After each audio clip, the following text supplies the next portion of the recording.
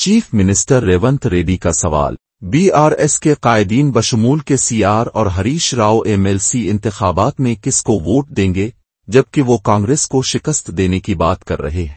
Phone tapping case. हमने red corner notice जारी किया है जो वजारत दाखिला के जरिए जाना लाजमी है, लेकिन बीजेपी उसे आगे नहीं बढ़ा रही ताकि के सीआर और के टीआर को बचाने के लिए प्रभाकर राव और शरोइन राव को न लाया जाए। फार्मूला ई रेस और भेड़ इस्काम। ईडी एड आती है, फाइल्स लेकर चली जाती है, लेकिन तहकीकात को आगे नहीं बढ़ने दिया जाता। दिल्ली में बीजेपी और बीआरएस के दरमियान क्या हो रहा। बीआरएस గురించి ఒక 2 నిమిషాలు మాట్లాడుకుందాం। ఇయాల ఈ ఎన్నికల్లో వాళ్ళకి అభ్యర్థి లేడు, ఈ ఎన్నికల్లో పోటీ చేయలేదు, కానీ హరీష్ రావు గారు, కేటీఆర్ గారు, టిఆర్ఎస్ నాయకులు కాంగ్రెస్ పార్టీని ఓడించండి, కాంగ్రెస్ పార్టీని మీరు ఎట్లనన్నా చేసి కింద పడేయండి అని వాళ్ళు విజ్ఞప్తి చేస్తారు।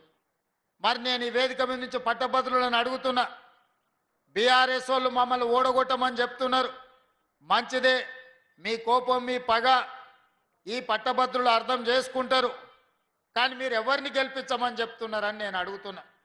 మీ అభ్యర్థి ఎవరు? మీ అభిమానులు కానీ మీ పార్టీ నాయకులు కానీ ఎవరికి ఓటేస్తారు?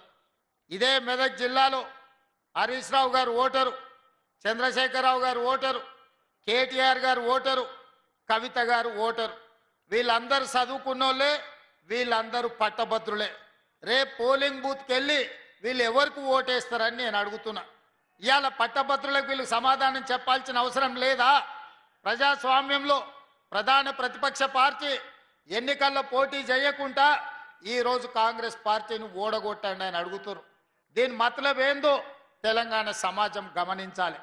ఇవాళ మరి వాళ్ళే, వాళ్ళ పార్టీ నాయకులు, వాళ్ళ బంధువులు కాదు, ఇవాళ సొంతంగా కేసీఆర్ పట్టభద్రుడే, కేటీఆర్ పట్టభద్రుడే, కవిత గారు పట్టభద్రురాలే, హరీష్ రావు గారు కూడా నాకు తెలిసి పట్టభద్రుడే అని నేను అనుకుంటున్నాను।